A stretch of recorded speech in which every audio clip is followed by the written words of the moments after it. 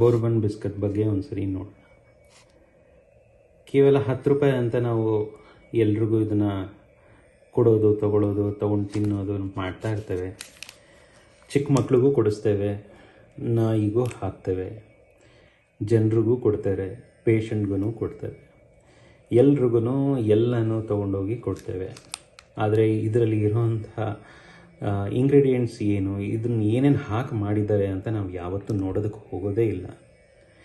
ಒಂದು ಬಿಸ್ಕತ್ ಮಾಡೋದಕ್ಕೆ ಏನೇನು ಪ್ರಿಸರ್ವೇಟಿವ್ಸು ಅದು ಇದು ಅಂತ ಹಾಕಿರ್ತಾರೆ ಅಂತ ನಾವು ಇಲ್ಲಿ ನೋಡಿದ್ರೆ, ಪಾಮ್ ಆಯಿಲು, ಮೈದಾ, ಶುಗರು, ಸ್ಟಾರ್ಚು, ಆಮೇಲೆ ಕಲರ್ಸು.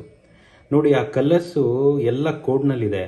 ಅದನ್ನು ಹೇಗೆ ಮಾಡಿದ್ದಾರೆ, ಅದು ವೆಜಿಟೇರಿಯನ್ನ, ನಾನ್ ವೆಜಿಟೇರಿಯನ್ನ, ಅದು ಮಕ್ಕಳಿಗೆ ಸೇಫಾ, ದೊಡ್ಡವರು ತಿನ್ಬೋದಾ, ಕಾಯಿಲೆ ಇರೋವಂಥವ್ರು ತಿನ್ಬೋದಾ, ಡಯಾಬಿಟಿಕ್ ಪೇಷಂಟ್ ಪ್ರಾಬ್ಲಮ್ ಇರೋರು ತಿಂದರೆ ಏನಾಗುತ್ತೆ, ಹೃದಯದ ಸಮಸ್ಯೆ ಇರೋರು ತಿಂದರೆ ಏನಾಗುತ್ತೆ, ಕ್ರೋನಿಕ್ ರಿಲೇಟೆಡ್ ಇಶ್ಯೂಸ್ ಇರೋ ತಿಂದರೆ ಏನಾಗುತ್ತೆ, ಆ ಥರ ಬಗ್ಗೆ ಯಾವುದೇ ಸಹ ಇನ್ಫಾರ್ಮೇಷನ್ ಇಲ್ಲ.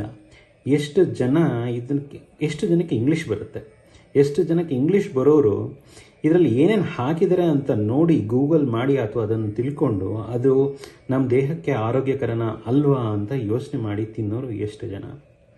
10 ರೂಪಾಯಿ ಅಂತ ತಗೋತೀವಿ, ಇದನ್ನು ತಿಂದರೆ ಒಂದಲ್ಲ ಒಂದು ರೀತಿಯಿಂದ ಕ್ಯಾನ್ಸರು ರಿಲೇಟೆಡ್ಡು ಇದ್ದೇ ಇರುತ್ತೆ.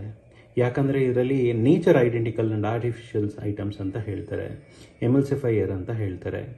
ಇದು ದೇಹ ಅರಗಿಸ್ಕೊಳೋಕ್ಕೆ ಶಕ್ತಿ ಇದೆಯಾ ಲಾಂಗ್ ಟರ್ಮ್ನಲ್ಲಿ ನಾವು ದಿನ ಅದನ್ನು ಕನ್ಸ್ಯೂಮ್ ಮಾಡ್ತಾ ಇದ್ದರೆ?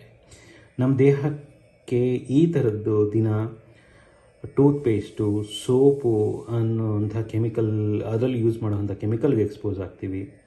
ಹ್ಯಾಂಡ್ ವಾಶ್, ಆಮೇಲೆ ಡಿಯೋಡ್ರೆಂಟು, ಆಮೇಲೆ ಬಿಸ್ಕತ್ತು, ಚಾಕ್ಲೇಟ್ಸು, ಈ ಥರ ಎಷ್ಟೊಂದು ಬೇರೆ ಬೇರೆ ರೀತಿಯಲ್ಲಿ ಕೆಮಿಕಲ್ಸು ಎಲ್ಲನ ನಾವು ಎಕ್ಸ್ಪೋಸರ್ ಆಗ್ತಾನೇ ಇದ್ದೀವಿ.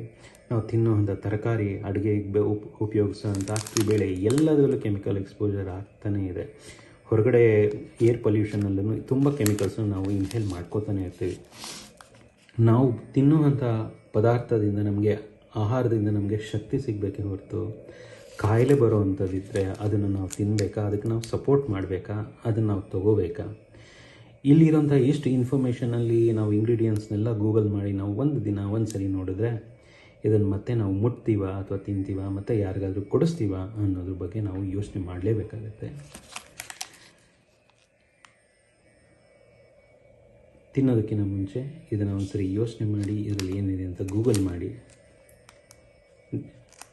ನೋಡಿ.